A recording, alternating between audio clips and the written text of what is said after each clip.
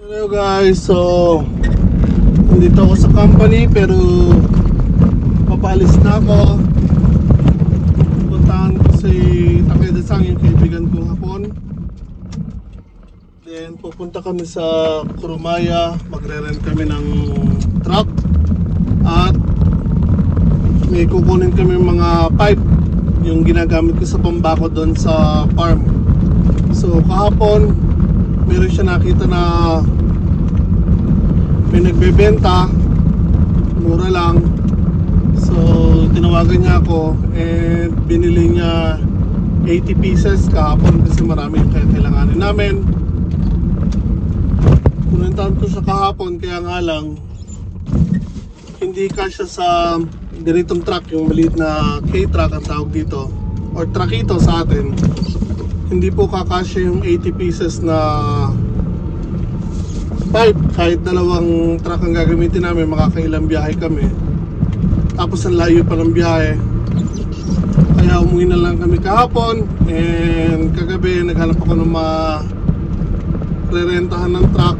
And sakto yung isang kakilala ko na may Kurumaya o yung mga nagbebenta ng sasakyan may truck. Kaya pupunta ako ngayon doon, kukunin ko yung isang truck nila, re-rentahan ko. Tapos kukunin namin yung mga pipe at dadalhin sa bundok.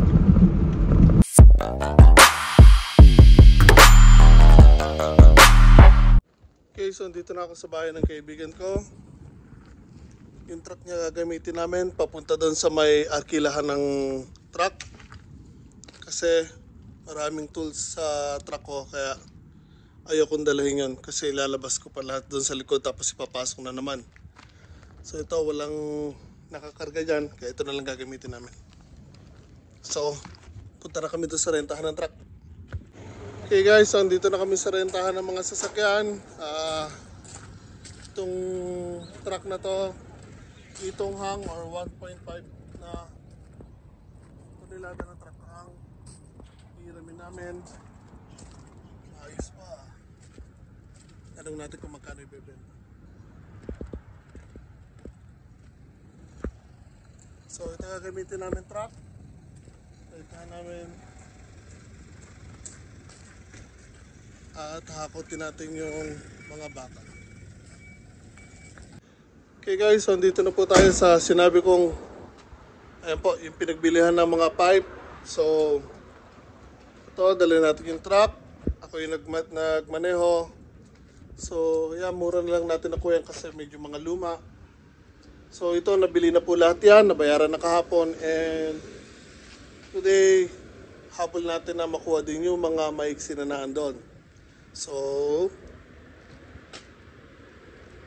kausapin lang namin para makuha yon. Tapos kakarga na namin itong mga tubo.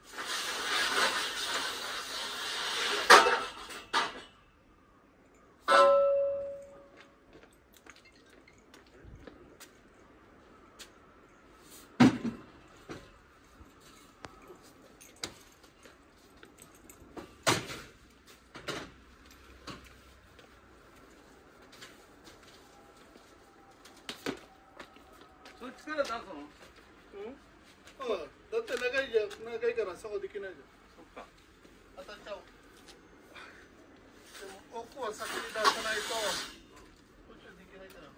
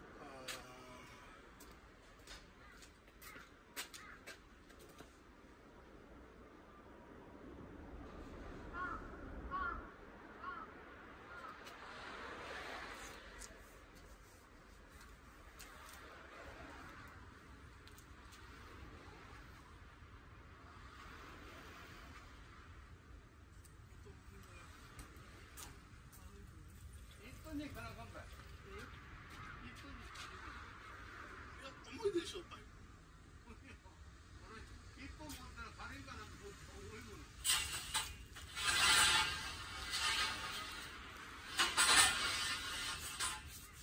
あと他にもコンクリート敷いてるから。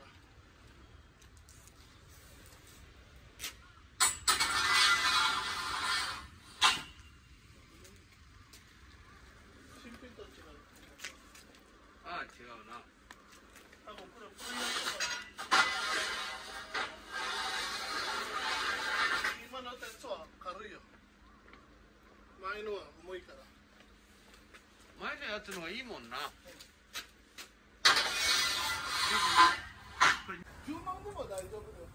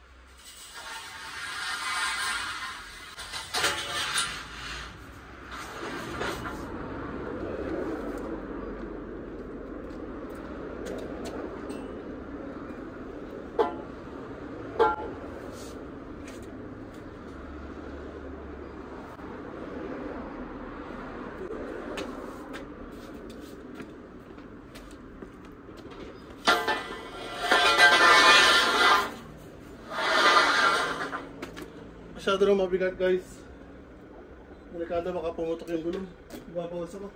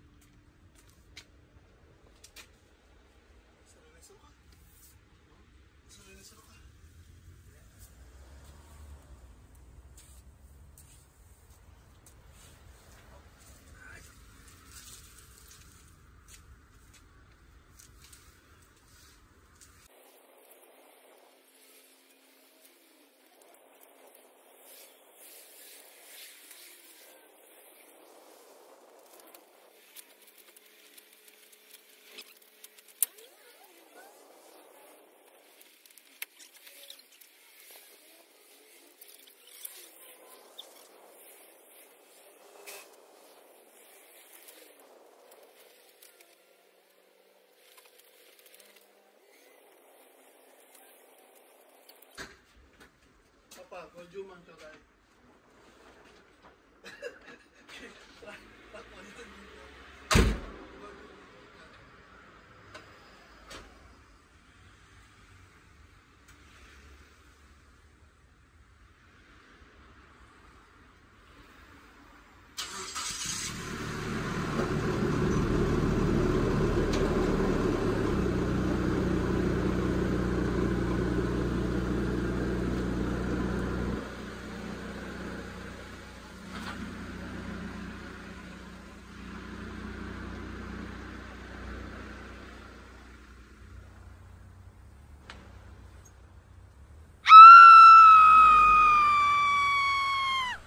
Game over.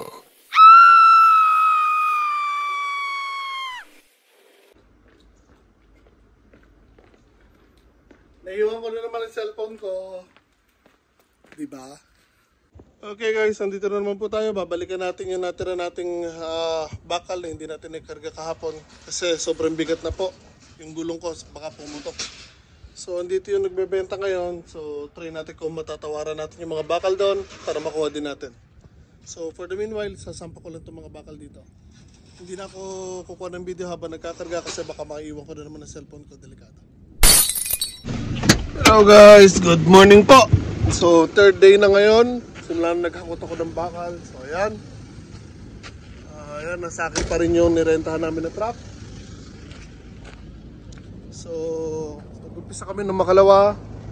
Kakot kami at least mga 100 pieces na pipe. Tapos kahapon ito about 64 naman ang nahakot ko kahapon. Believe it or not, 64 pieces po yan. Kami pa po dito sa baba. So today, after work, dadaretso ako dun sa bundok. Dadalhin ko to, bababa ko. Tapos, marami pang tubo dun sa pinagbilihan namin, or pipe. Pabalik pa ako dun, pero hindi today. Antayin namin yung tawag ng pinagbilihan namin kasi gusto na rin namin makuha yung mga natitirang mga clamps, tapos pipe marami pa rin. So whenever or if ever na mga kailangan pa rin kami ng mga tubo, pero pa kami babalikan doon kasi ang dami pa. So yan, mag-ayos lang ako ngayon, papalitan pang trabaho din, trabaho naman dito sa company, and again after work diretso ako sa bundok. Okay guys, so again nandito na po tayo sa property, and actually third day na po ngayon simula naghakot tayo ng bakal. So ito yung binili namin kahapon, 64 pieces. Ito naman yung first 100 pieces nung makalawa. So nung hinakot namin to, gabi na po, madilim na, so hindi na ako nakapagkuha ng video kaya at nagmamadali ako. Dapat kasi susoli na namin tong truck kasi madilim na. Hanggang 6:30 lang yung kurumaya or yung pinagrentahan namin ng sasakyan, so hindi na naisole. So additional 1 day dahil binalikan namin yung natirang bakal. Sobrang bigat na kasi kaya iniwan namin yon. Tapos bumili pa kami another 50 pieces. So 64 pieces po ito. And now ibababa ko lang po ang mga pipe na ito. Tapos again, ito yung gagamitin natin sa bakod dito sa paligid ng property. So yung sa may harapan doon, wala na pong problema. Ang kailangan nilang bakuran yung dito. Tapos itong sa pagitan ng kapitbahay namin.